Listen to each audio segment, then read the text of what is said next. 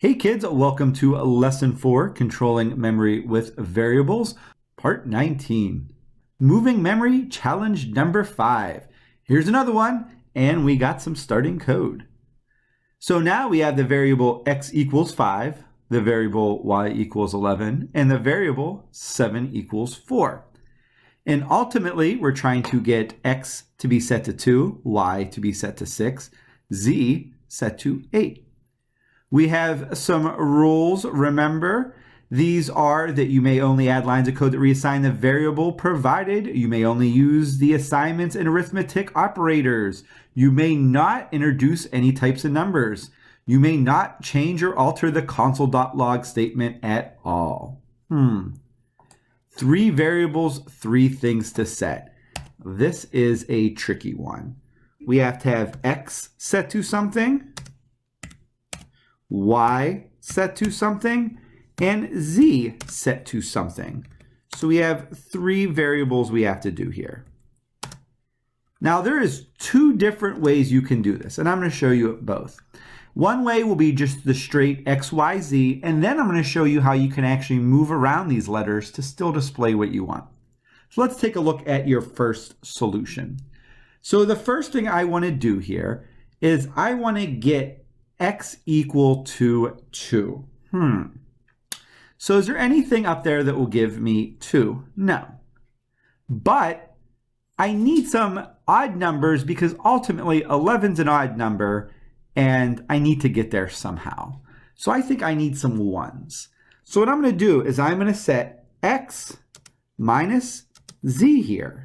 And that's going to give me a 1. So if I go ahead and hit run, my variable is now 1, but it should be 2.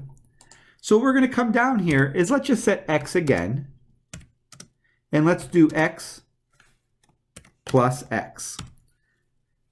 Since I'm reassigning variables, it doesn't matter what's in this line. It's only going to display what's in this line. Let's go ahead and reset, run, and the x value now is 2, and it should be 2. Yay! Remember, the x value is now 2. On our y, we need to ultimately to be 6, and we're at 2 right now. So that's a pretty easy one. I think at this one, I can just do x plus x plus x. This should give me 6. So that's just 2 plus 2 plus 2. Let's hit reset, run. 6 should be 6. Very good so far. Now z should ultimately be 8. And really, we are still set x to 2. So I think on this one, I can just do x times x times x. So 2 times 2 times 2, which should give me 8. Let's go ahead and hit reset, run. Value of x is 2, should be 2. The value of y is 6, y should be 6. And the value of z is 8, and it should be 8. So that one works out pretty good.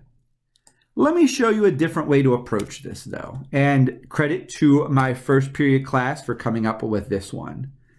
We're going to set y equal to y minus, and then x plus z.